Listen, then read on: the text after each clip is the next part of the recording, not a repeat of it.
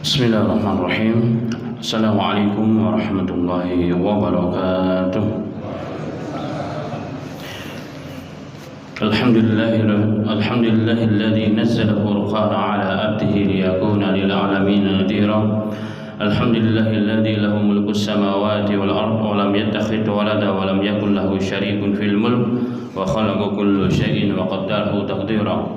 Allahumma salli wa sallim ala habibina al-Mustafa Muhammad bin Abdullah al-Amin al-Arabi sallallahu alaihi wasallam wa ala alihi wa ashabihi at-tayyibin wa tahirin wa man sanna bi sunnatihi ila yaumiddin. Yaqulu Allah tabaraka wa ta'ala ya ayyuhalladzina amanu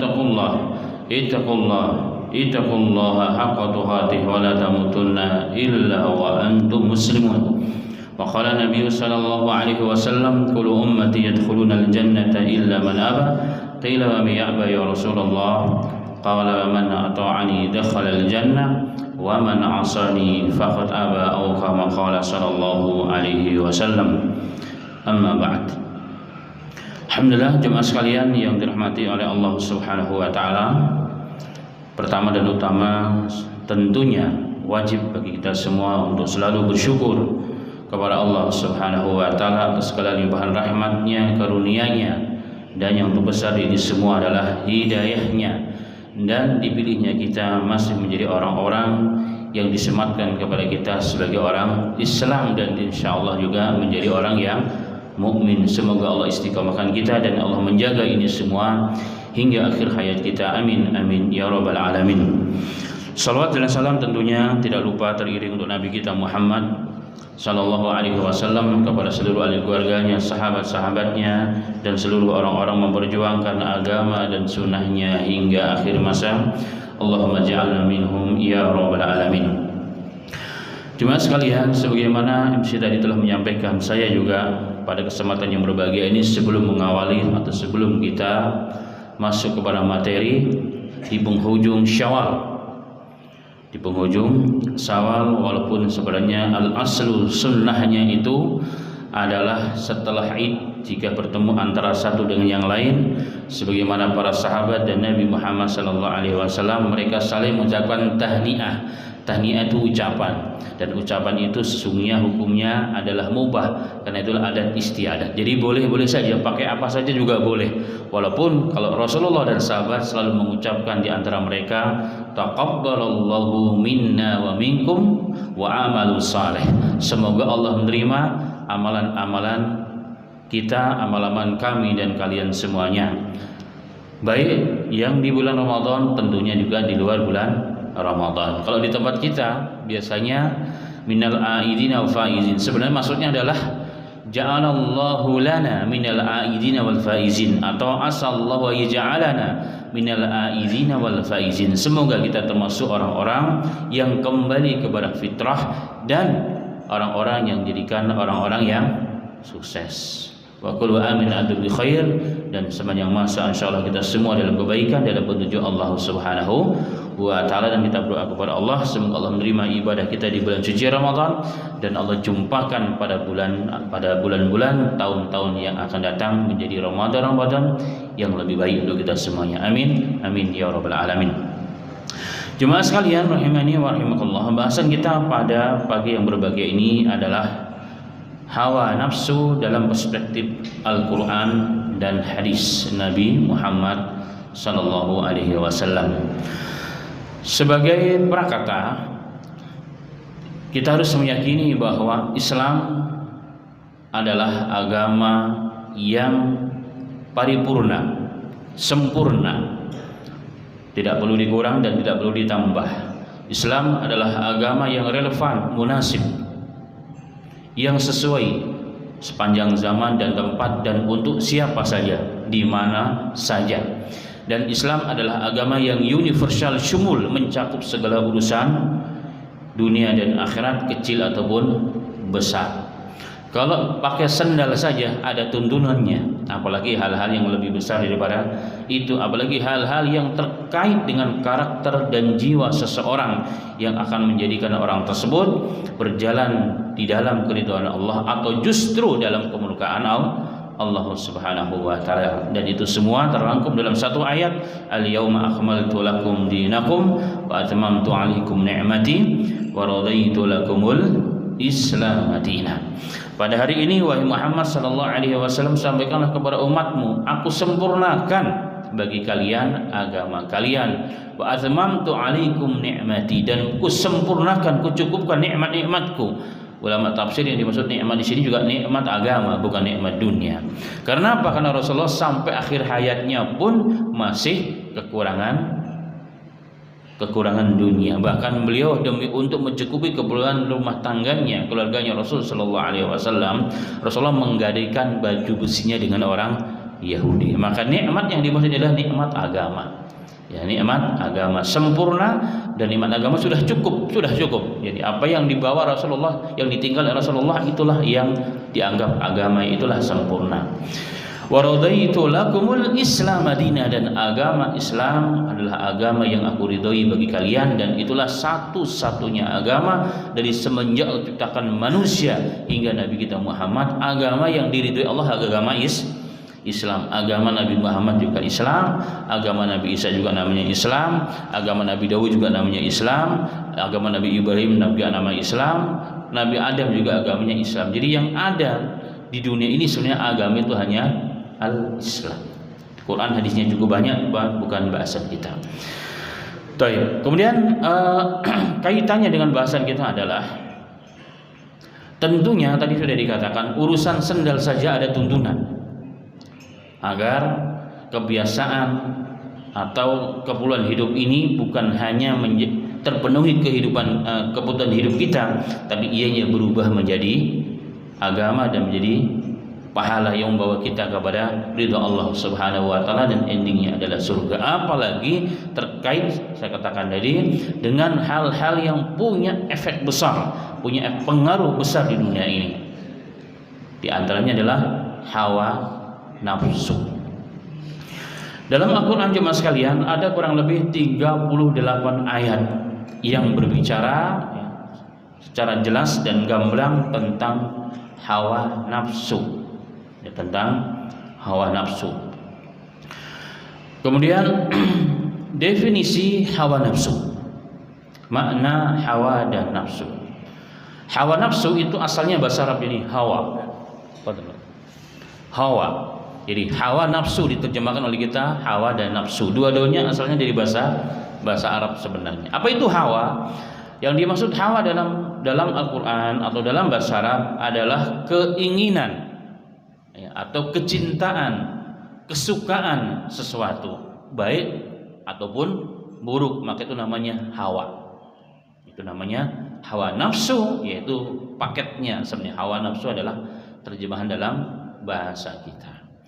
Jadi definisi ulama dengan teks yang berbeda, tapi intinya adalah sama, bahwa hawa nafsu itu adalah keinginan, kecondongan, ya, kepada sesuatu, baik itu baik menurut agama atau buruk menurut agama. Dan hawa nafsu merupakan fitrah manusia. Manusia itu dilengkapi dalam hidupnya dengan hawa nafsu, tidak seperti malaikat. Malaikat tidak ada hawa nafsu, tidak ada keinginan pribadi. Yang ada adalah semua tuntunan Allah Subhanahu wa taala. Makanya malaikat dinamakan dalam Al-Qur'an makhluk yang tidak pernah berbuat dosa dan maksiat. Ya, walaupun tarfata ain, walaupun hanya sekedip mata. Kenapa? Karena dia tidak punya hawa nafsu. Itu malaikat. Maka imannya stabil terus, ya. Imannya stabil. Nah, kalau kita ini manusia, hawa nafsunya itu banyak. Makanya kadang-kadang iman lagi Ramadan kuat, ya, baca Qur'annya dari pagi sampai siang. Tapi pada pekan pertama, pekan terakhir sibuk dalam perjalanan atau sibuk mempersiapkan pulang kampung. Itu hawa nafsu kita namanya. Itulah hawa nafsu. Maka hawa nafsu saya katakan tadi ada kecenderungan al-mail, ya, secara mutlak baik ataupun buruk. Jemaah sekalian yang dirahmati oleh Allah Subhanahu wa taala. Lalu kemudian muncullah pertanyaan. Sesungguhnya nafsu atau hawa nafsu itu perbedaannya dengan roh itu apa sih? Sering, ya, dalam beberapa kali ditanyakan, Apa perbedaan ruh dengan hawa nafsu? Akal dan qarin, kadang-kadang juga ada pertanyaan begitu. Pertama, ruh. Ruh itu diterjemahkan dalam bahasa kita adalah nyawa. Dan manusia itu terbagi menjadi dua. Dhawahir itu jasad manusia. Itulah jasad manusia dari ujung ke ujung. Kemudian yang kedua adalah tersusun dari nyawa, ruh. Jika ruh telah berpisah dari jasad, itu namanya kematian. Jadi kalau ruh sudah meninggalkan jasad, maka dinamakan orang ini sudah menjadi bangkai, ya, telah wafat, telah mati, ya, dan akan kembali kepada tanah. Seluruh yang nampak ini dari tanah, maka dia akan kembali kepada tanah. Dan dari tanah pula nanti kita akan dibangkitkan maratan ukhra dalam Al-Quran, pada kedua kali nanti pada hari kiamat. Sedangkan ruh datang dari Allah, dia tidak akan mati. Ruh memang makhluk, tapi dia datang dari Allah. Makanya dalam Al-Quran mengatakan ketika Rasulullah pernah ditanya, wa yas'alunaka 'anir ruh, mereka bertanya, wahai Muhammad, orang-orang musyrikin Mekah bertanya kepadamu, apa itu ruh? Apa kata Allah? Qulir ruhu min amri rabbi, katakanlah bahwa roh itu urusanku. Itu datang dari Allah dan itu merupakan urusanku.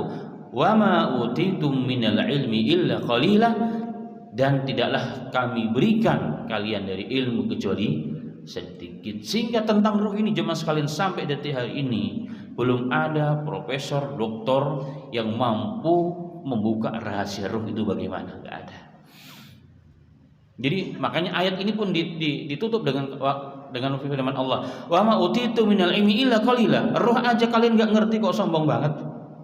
Padahal ruh itu ada pada diri kita. Kalau ada dia, kita hidup. Sekarang kita berarti manusia yang punya ruh. Kalau ada di sini enggak punya ruh, kita sholatin habis ini. Yang di sini berarti semua orang punya ruh. Kata Allah, ruh saja kalian enggak ngerti. Gaya-gaya banget mau perkara-perkara yang lebih besar daripada itu semua. Seakan-akan begitu Allah mengatakan. Ruh itu datang dari Allah, dia makhluk ciptaan Allah Subhanahu wa taala, dan dia tidak mati. Kenapa? Ketika dia berpisah dengan jasad kita, dia kembali ke alam barzah. Di alam barzah kelak jika tadang waktunya kepada alam akhirat. Maka dunia ini dikatakan hidup, manusia itu dikatakan hidup jika pertemuan antara ruh dan jasad. Walaupun di dunia ini jasad yang lebih dominan.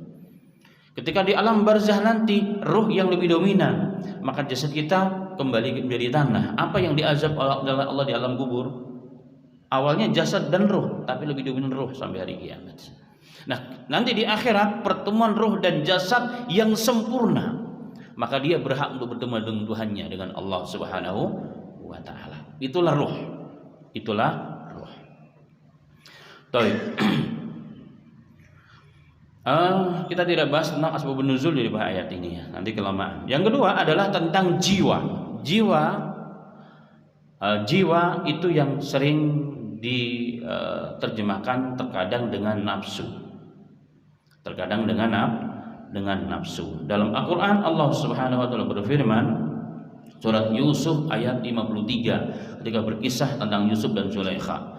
Wa ma ubarri'u nafsi inna nafsa la'amaratun bis-su'i illa man rahima rabbi inna rabbi ghafurur rahim. Wa ma ubarri'u nafsi, aku tidak menganggap diriku bebas dari kesalahan dan dosa. Wa ma ubarri'u nafsi, tetapi inna nafsal amaratum bisu, tetapi memang nafsu, hawa nafsu itu selalu ya membisikkan, mendorong orang untuk berbuat yang buruk. Illa man rahima rabbi, kecuali yang dirahmati oleh Allah taala, yang dibimbing oleh Allah, sebagaimana Nabi Yusuf alaihi salatu wasalam. Nabi Yusuf itu juga punya hawa nafsu, sehingga hampir-hampir terjadi apa yang terjadi yang diinginkan oleh Zulaikha, oleh ibu tirinya. Tetapi karena rahmat Allah, sehingga terhalang dia dari perbuatan dosa dan keji. Ini yang dimaksud illa ma rahima rabbi, kecuali apa yang dirahmati oleh Allah, yang dijaga ianya oleh Tuhanku, oleh Allah Subhanahu wa taala. Itu namanya roh. Berarti roh dan hawa nafsu itu berbeda, tapi ianya selalu bersinergi, berbarengan. Dia selalu berbarengan. Orang itu akan menjadi baik jika hawa nafsunya tunduk kepada yang baik. Orang itu akan menjadi jelek jika hawa nafsunya diikuti oleh yang punya, sehingga dia akan menjadi orang-orang yang tercela. Na'udzubillahi min dzalika. Sedangkan qarin itu ya adalah jin, yang dimana Nabi Muhammad SAW pernah mengatakan tidaklah seorang manusia lahir di muka bumi ini kecuali bersamanya qarin. Aisyah bertanya, wala anta ya Rasulullah? Engkau juga ya Rasulullah? Iya, tetapi Allah telah menundukkan qarinku sehingga tidak akan pernah menggangguku. Bahkan dalam beberapa riwayat dia masuk Islam. Tapi ikhtilaful ulama, ada yang katakan masuk Islam, ada yang katakan dia tetap kafir tetapi tidak mampu menggoda Nabi Muhammad sallallahu alaihi wasallam. Muncul pertanyaan, lalu qarin itu apa sebenarnya? Jin yang ditugaskan oleh Allah untuk menggoda setiap manusia. Makanya hawa nafsu itu, ini kaitannya, akan menjadi buruk dan jelek jika qarinnya dominan membisiki atau dia mampu menembus hati yang terbaiknya, maka dia akan berbuat yang tidak baik. Itulah qarin. Makanya kalau kita sedikit saja lupa dengan Allah, maka pengaruh dia akan masuk. Makanya kenapa perintah Allah selalu mengingatkan kita berzikir kepada Allah sebanyak-banyaknya, sehingga dalam riwayat Nabi Muhammad sallallahu alaihi wasallam diriwayatkan oleh Aisyah, kana Nabi sallallahu alaihi wasallam yadhkurullaha fi kulli hin, atau dalam riwayat fi kulli ahyanihi, adalah Nabi Muhammad sallallahu alaihi wasallam itu selalu mengingat Allah dalam setiap kondisi, dalam kondisi apapun. Makanya jemaah sekalian, kita lihat bagaimana Allah ingin menjaga manusia agar jangan sampai terpengaruh oleh qarin. Karena dalam hadis, jin ini dia selalu menanti hati manusia. Jadi seakan-akan dia itu kalau diibaratkan nyamuk punya belalai yang siap menancapkan pengaruh buruknya dalam hati manusia. Kapan? Jika manusia lupa dengan Allah, langsung ditutup. Kalau sudah begitu kita terpengaruh kepada keburukan. Makanya begitu cintanya Allah, begitu sayangnya Allah kepada kita, Allah membimbing kita. Bayangkan jemaah, habis tidur saja kita disuruh ingat kepada Allah. Baru tidur, habis tidur nggak mikir apa-apa, belum mikir anak, kadang-kadang belum mikir istri, belum mikir pekerjaan, utang pun belum kepikiran, tunggakan bulanan belum kepikiran, ya kan? Kegiatan apa lagi? Allah perintahkan melalui lisannya Rasulullah SAW, disunahkan ketika bangun tidur untuk baca doa. Apa doanya? Alhamdulillahilladzi ahyana ba'dama amatana wa ilaihin nusyur. Segala puji bagi Allah, alladzi ahyana, yang telah menghidupkan kita dari mati ketika. Tidur itu mati sesungguhnya. Tidur itu mati. Kita lihat orang yang tidurnya dengan orang yang mati sama, jemaah sekalian.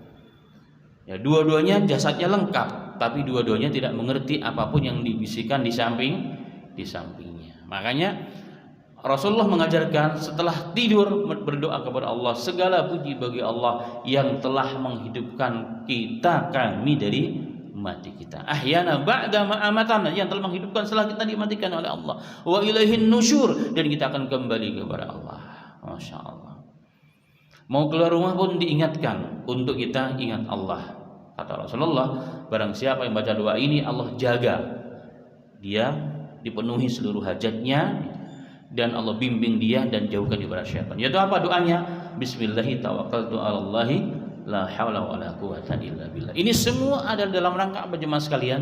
Sesuai dengan bahasan kita, dalam rangka Allah mengingatkan kita, hatta akhir kita jangan putus hubungannya dengan Allah, sehingga pengaruh qarin itu lenyap. Maka yang adalah bimbingan Allah melalui malaikatnya Allah Subhanahu wa ta'ala, sehingga hawa nafsu itu yang umumnya memerintahkan kepada keburukan. Kenapa dalam ayat tersebut? Wa ma ubarri'u nafsi inna nafsal amaratum bisu. Aku tidak menganggap diriku bersih daripada dosa dan kesalahan, tapi sesungguhnya memang hawa nafsu itu selalu mendorong manusia untuk berbuat buruk. Kenapa selalu berbuat buruk? Karena dipengaruhi oleh qarin, salah satunya. Agar kita lepas daripada itu, maka selalu ingat Allah Subhanahu wa taala. Nah, itu perbedaan antara ruh, antara jiwa atau nafsu. Baik. Kemudian jemaah sekalian rahimani wa rahimakumullah, ruh kita akan menjadi baik. Ruh kita akan menjadi baik jika jiwa dan nafsu kita pun baik. Dan makan ruh juga perlu makanan jemaah sekalian. Sebagaimana jasad manusia itu diciptakan Allah dari turab, dari tanah. Dari pertama kali bapa kita Adam dari tanah. Atau hari ini sekarang yang kita ini ciptaan dari tanah sesungguhnya. Kenapa?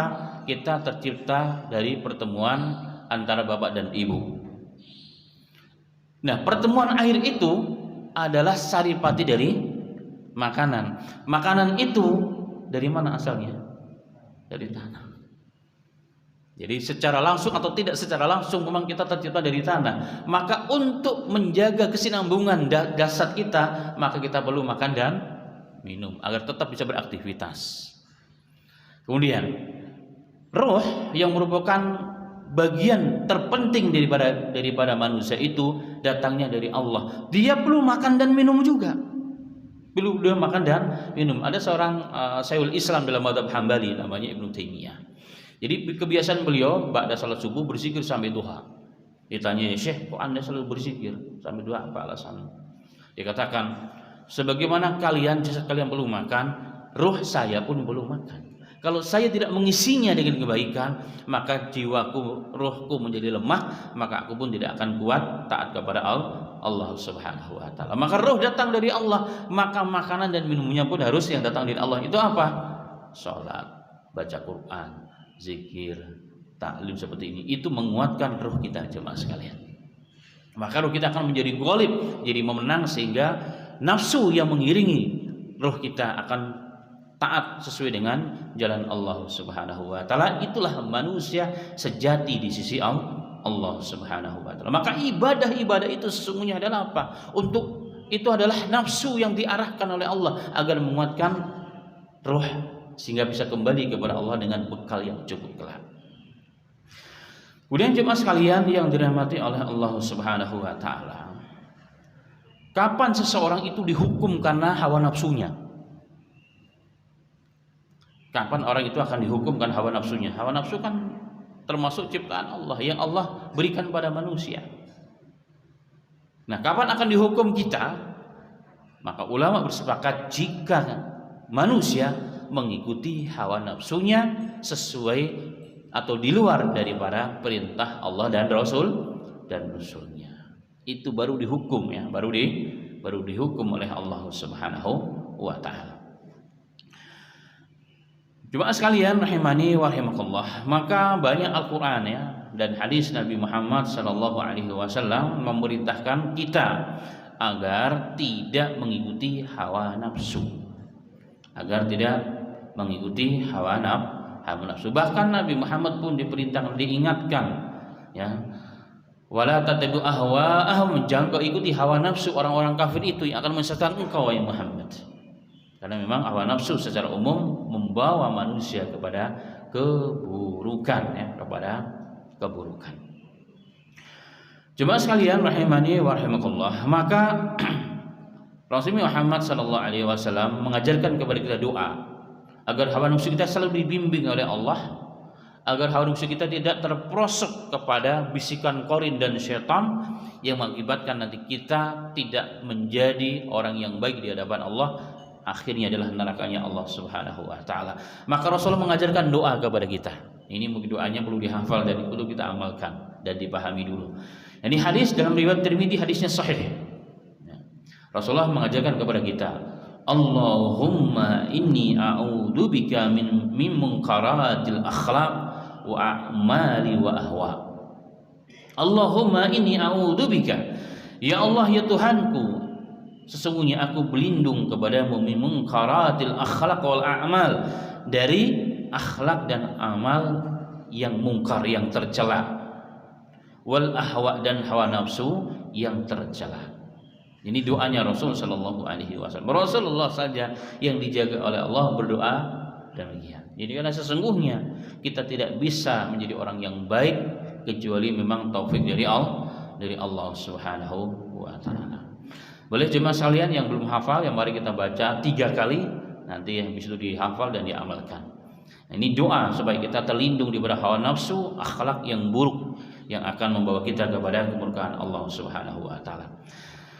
Baik jemaah, mari sama-sama kita baca. Bismillahirrahmanirrahim. Allahumma inni a'udzubika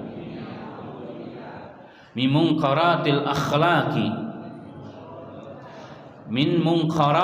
akhlaqi wal a'mali wal ahwa'i. Sekali lagi, Allahumma inni a'udzubika Allahumma inni a'udzubika min munkaratil akhlaq wal a'mali wal ahwa. Ya, terakhir saya sambung dari awal sampai akhir. Allahumma inni a'udzubika min munkaratil akhlaqi wal a'mali wal ahwa.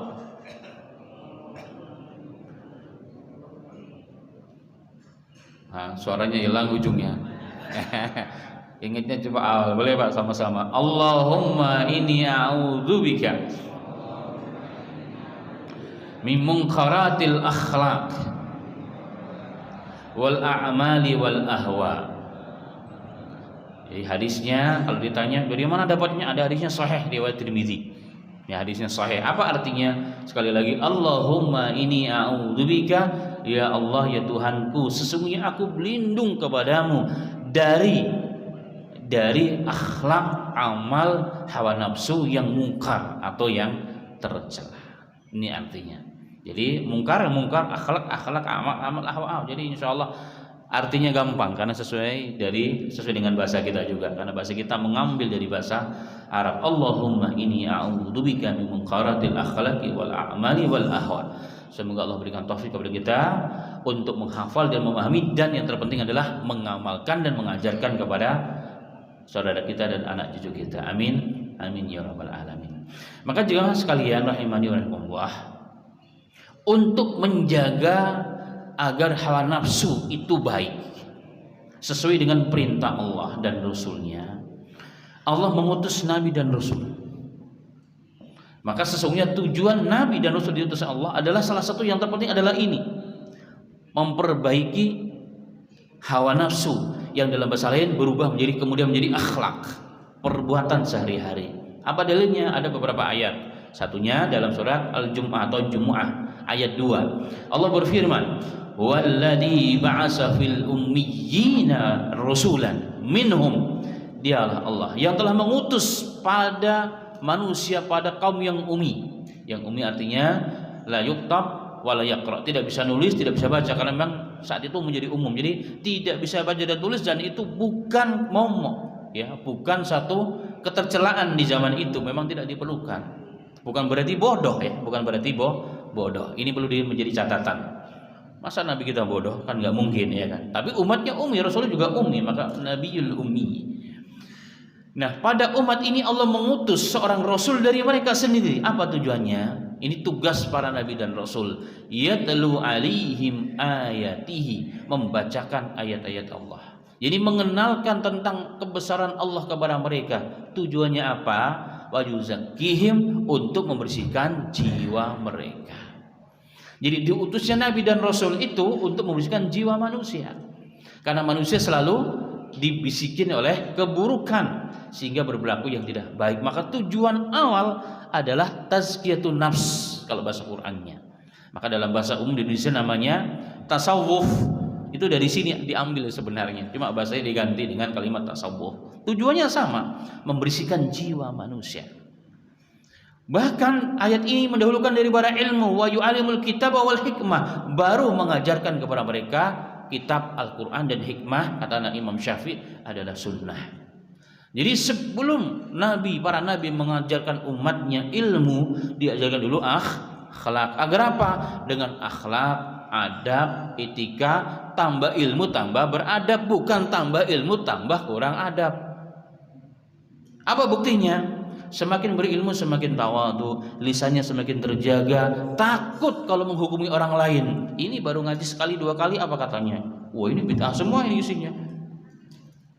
Berarti ada yang salah nih ngajinya. Ya kan? Nah, ini tugas Nabi yang terpenting adalah apa? Mengajarkan kepada mereka, membersihkan jiwa-jiwa mereka. Yani nafsu-nafsu mereka diluruskan sesuai dengan perintah Allah. Jadi Islam itu datang ke dunia ini bukan untuk memberangus, menghabiskan nafsu, enggak. Dikebiri nafsunya, tidak. Tapi diarahkan, berarti. Itu kesimpulannya. Tetap manusia punya nafsu. Kalau enggak punya nafsu, bagaimana kita punya anak? Gimana bisa membangun peradaban manusia? Dengan adanya nafsu itu, peradaban manusia tetap terjaga sampai hari ini. Itu karena adanya nafsu, tapi nafsu itu diarahkan, dibersihkan dari apa? Dari yang kotor, dari sombong, dari cinta dunia berlebihan, dari hasad, ya, dan seterusnya. Agar apa? Ilmu yang turun kepadanya membawa dia semakin dekat dengan Allah, bukan semakin menyombongkan diri. Nah, gara-gara satu ini jemaah sekalian, ilmu itu tidak ada gunanya. Iblis dulu namanya menurut Abdullah bin Abbas, dulu namanya siapa? Azazil. Kalau menurut Abdullah bin Abbas dalam kitab Jin tentang bab bahasan ini, iblis itu dulu namanya Azazil, dia adalah penjaga surga, bahkan dikatakan. Dia penjaga surga walaupun dia bukan golongan malaikat. Walaupun ada yang mengatakan ini bagian dari malaikat, tetapi unsur ciptaannya memang berbeda. Dia makhluk yang paling mulia, dekat dengan Allah dulunya. Tapi gara-gara dia tidak punya akhlak, tidak beretika, ya kan? Dia menganggap dirinya sudah hebat. Maka apa kata? Ketika Allah perintahkan, wahai penduduk langit, sujud kepada Adam. Semua sujud. Sujud kepada Adam bukan untuk menyembah, tapi saat itu untuk menghormati Adam, memuliakan Adam, karena Adam ini ciptaan spesial, ya, ciptaan makhluk-makhluk yang paling yang dianggap istimewa oleh Allah Taala. Maka semua harus bersujud kepada Adam. Illa iblis yang nggak mau sujud, dia menolak. Kenapa menolak? Dan yang lain mengatakan, ya Allah, gimana saya bisa sujud kepada junior? Saya kan senioritas nih, lebih hebat dong. Yang kedua, unsur ciptaanku lebih mulia daripada unsur ciptaan dia. Kau ciptakan dia dari tanah, kau ciptakan aku dari unsur api, lebih mulia dong. Dia nggak beritikan Allah yang memerintahkan, Allah yang maha tahu, tapi dia sok tahu.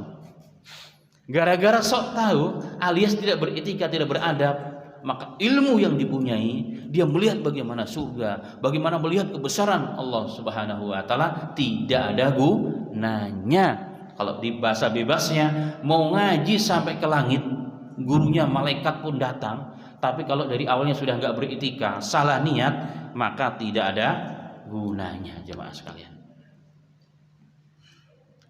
Kan kita lihat dari ini, ya kan, banyak orang-orang yang masya Allah semakin berilmu bukan semakin tawadhu, semakin dekat dengan Allah, semakin sayang dengan kanan kirinya, semakin hormat dengan orang tua. Orang tua dikata-katain kadang-kadang, gara-gara beda sedikit sampai cerai.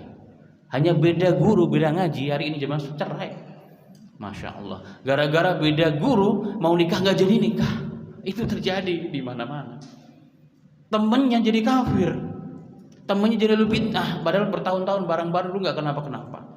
Maka kadang saya sampaikan, Nabi Muhammad dan sahabat itu mati-matian berdarah-darah untuk memasukkan orang ke dalam Islam. Kita mati-matian berdarah-darah, berbuih-buih darah kita sampai berdarah untuk mengafirkan orang, mengeluarkan orang dari Islam. Astagfirullahaladzim. Gara-gara apa? Satu masalahnya, tidak ada tazkiyatun nafs, tidak ada perbaikan yang sebagaimana dalam ayat ini.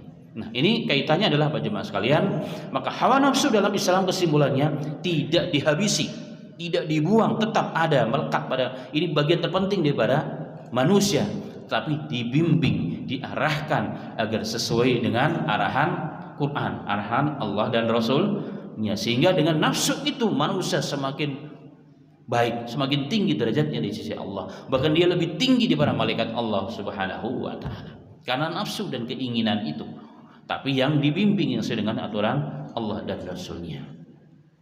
Itulah hebatnya Islam. Islam silahkan ada nafsu ya. Nafsu itu bagian dari manusia, nggak mungkin orang punya nafsu. Mustahil orang nggak punya nafsu. Tapi nafsu ini bagaimana baik supaya dia dekat dengan Allah Subhanahu wa taala.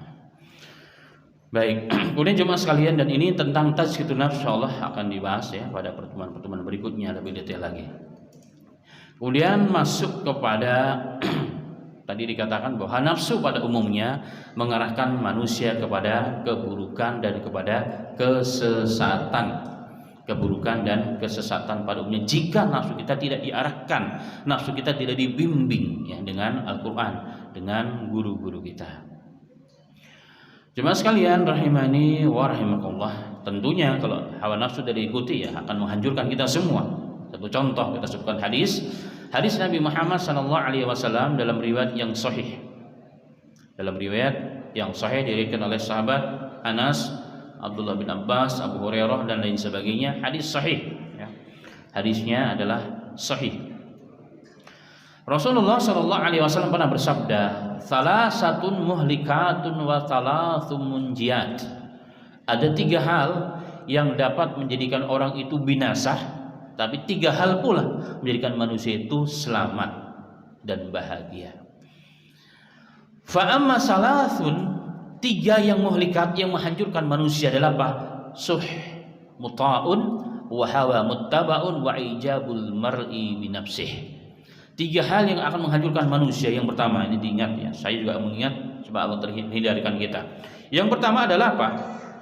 Suh itu adalah bakhil. Jadi orang bakhil itu membinasakan jemaah sekalian. Maka sakha, dermawan, itu sifat seorang mukmin.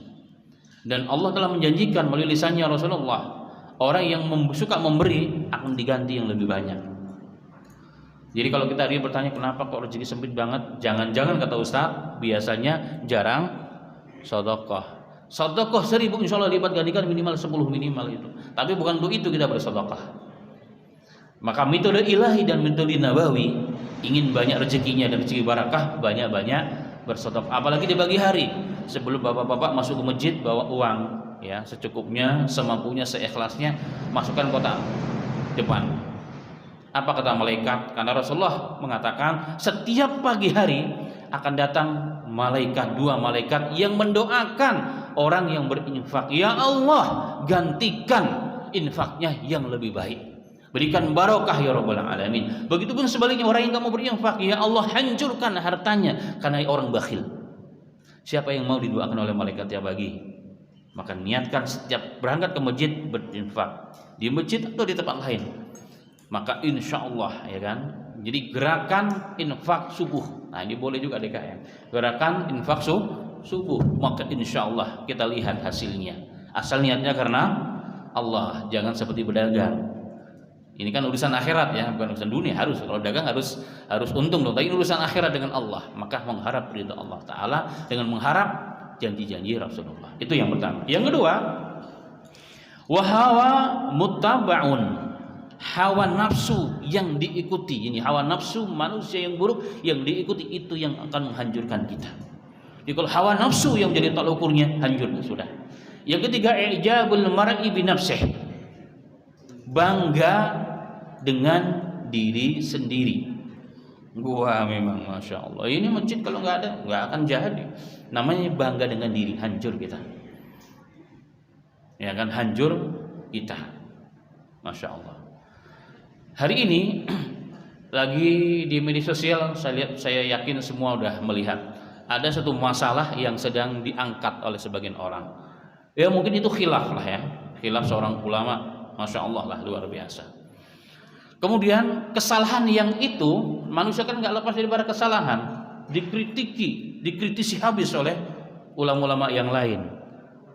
Tapi sayangnya itu menjadi konten. Kalau mau betul-betul mengislah, memperbaiki, harusnya datang. Kenapa? Ya masuk bab ini. Karena setiap orang ingin mendapatkan pujian, supaya bangga dengan pendapatnya masing-masing. Saya yang benar bukan dia. Dia bagaimanapun hafal nomor ayat pun, tapi dia salah. Kalau saya, masya Allah. Gitu. Akhirnya begitu. Kalau dia benar-benar ikhlas, kan Allah datangi harusnya. Apalagi seorang sosok tokoh yang disegani, yang banyak umatnya. Harusnya lewat belakang dong, Ustaz. Kayaknya salah itu. Nah, itu baru benar. Bukan malah kenapa? Sekarang zamannya orang itu ijabul mar'i binafsih. Orang tuh bangga dengan dirinya sendiri. Itulah kehancuran kita hari ini jemaah sekalian. Itulah kehancuran kita semua.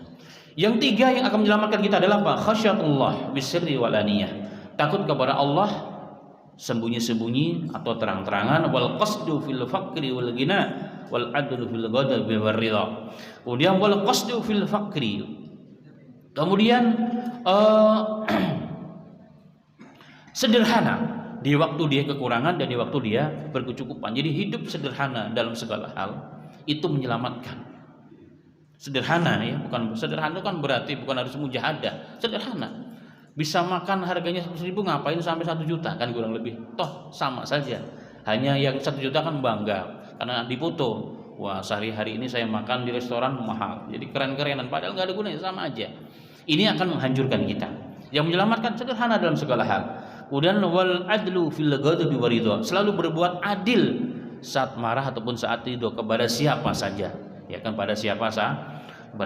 Semoga Allah berikan taufik kepada kita semua. Maka jemaah sekalian, intinya di sini mengikuti hawa nafsu akan menghancurkan kita di dunia dan di akhirat. Karena hawa nafsu selalu membawa kita kepada keburukan pada umumnya.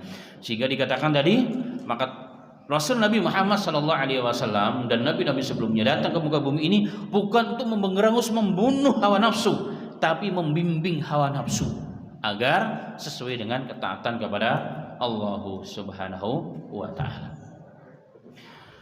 Jemaah sekalian rahimani wa rahimakumullah.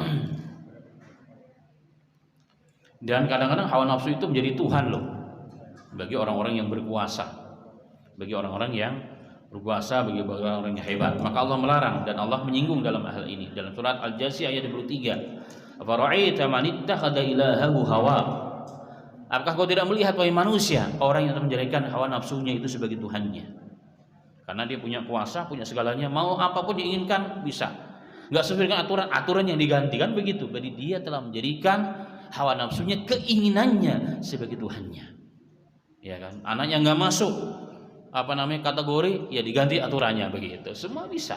Berarti dia telah menjadikan Tuhannya itu hawa nafsunya. Apa kata Allah? Wa adallahu ala ilmin. Maka orang begitu akan disesatkan oleh Allah Ta'ala dengan ilmunya.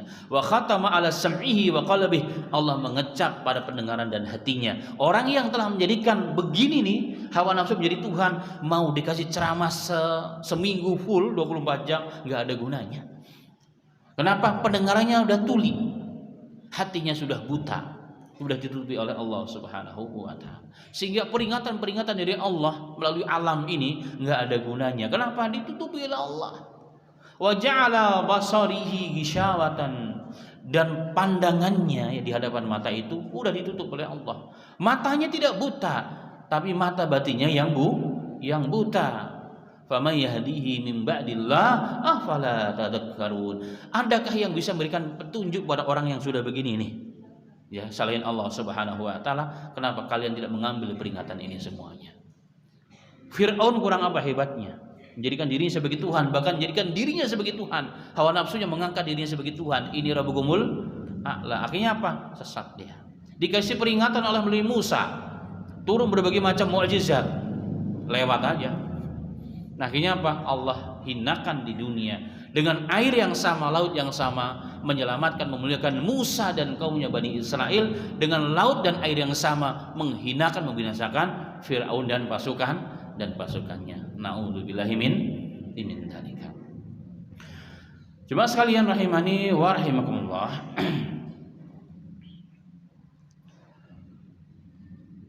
Kemudian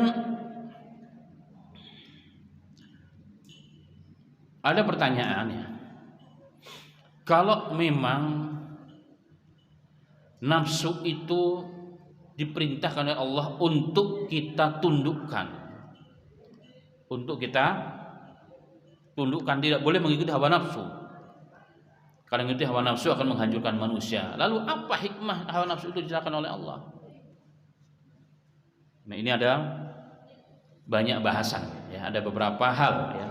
Ada beberapa hal, saya sebutkan 2 saja pada kali yang berbahagia ini. Yang pertama, di antara hikmah Allah menciptakan nafsu bagi manusia adalah perjuangan menuju Allah.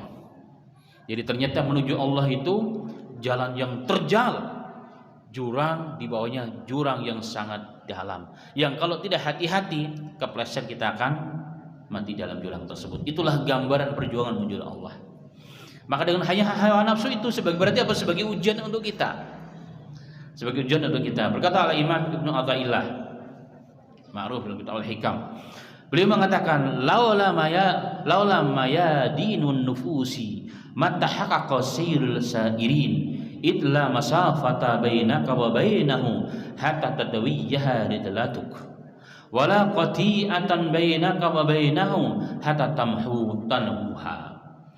Beliau mengatakan, laula mayadinun nufus, jika bukan karena adanya nafsu-nafsu, wilayah-wilayah nafsu yang Allah berikan kepada setiap manusia, ma tahaqqaqa sayrus sairin, maka tentunya takkan ada perjalanan manusia-manusia yang menuju Allah Subhanahu wa ta'ala. Karena semua sudah baik, enggak perlu perjuangan berarti. Tapi dengan adanya hawa nafsu, banyak orang yang berjuang menuju Allah. Banyak orang maksudnya berjuang di sini berusaha untuk membaikkan nafsunya, menurunkan nafsunya sesuai dengan ketaatan kepada Allah dan Rasulnya. Itla masafata bainaka wa bainahu, karena sesungguhnya tidak ada jarak antara dirimu dengan Allah Subhanahu wa taala, hatta tatwiyahu rihlatuka, ya, yang mesti engkau tempuh.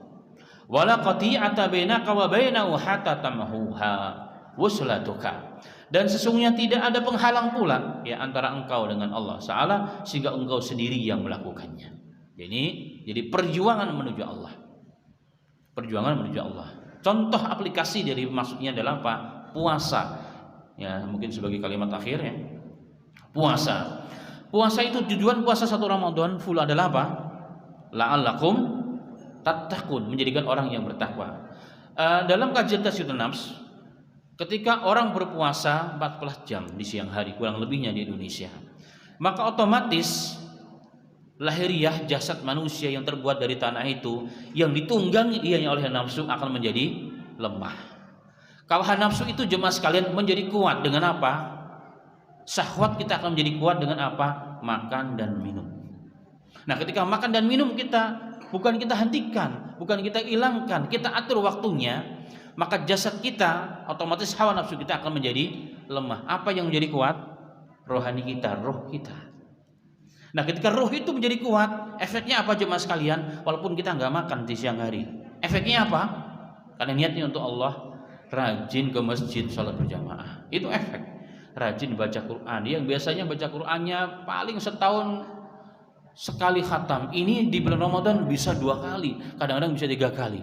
Kenapa? Karena hawa nafsu kita lemahkan. Artinya kita tundukkan. Yang kita kuatkan adalah apa? Hawa nafsu menuju Allah, yaitu ruhaniyah kita dalam bahasa yang lainnya. Inilah perjuangan. Maka inilah perjuangan selama Ramadan, sehingga ending di akhir Ramadan la'allakum tattaqun, menjadikan kita sebagai orang-orang yang bertakwa. Inilah perjuangan yang dihargai oleh Allah. Maka dengan adanya hawa nafsu, manusia banyak mendapatkan pahala dan keutamaan di sisi Allah Subhanahu wa taala. Contoh kecil adalah apa? Kita ingin ke masjid. Di masjid sudah dipanggil Allahu Akbar, Allahu Akbar. Di rumah ada final sepak bola. Ya kan? Kita pula panitianya. Oh, ini ujian tuh. Itu ujian sudah jelas ya. Kalau ingin tahu siapa kita dan bagaimana iman kita, itulah saatnya. Anda begitu hawa nafsu yang salah atau begitu rohaniyah yang benar, itu tinggal jawabnya masing-masing. Saya nggak berani untuk memberikan fatwa dalam hal ini. Masing-masing sudah tahu kita. Masya Allah, jelas itu sudah pasti. Setiap Sabtu pagi, Ahad pagi ada kajian di sini, ya kan? Kita harus ya ada acara lah bersama. Itu juga ujian. Bisa acara itu kita takhirkan sedikit supaya semuanya jalan. Tapi kadang-kadang acara itu memang sengaja untuk kita jadikan alasan bagi kita. Itu ketahuan masing-masing. Selalu begitu jemaah sekalian. Jadi kita mencari alasan yang menurut kita syar'i agar kita tidak mengikuti kebaikan. Itu semua masing-masing silahkan menilai. Inilah perjuangan menuju Allah. Itulah salah satu tujuan diciptakannya hawa nafsu bagi kita semua. Baik, itu dulu ya, untuk dulu bahasan kita. Insyaallah pada pertemuan berikutnya kita akan membahas poin-poin yang belum kita bahas, termasuk juga tentang pentingnya setiap kita tazkiyatun nafs. Demikian, semoga bermanfaat.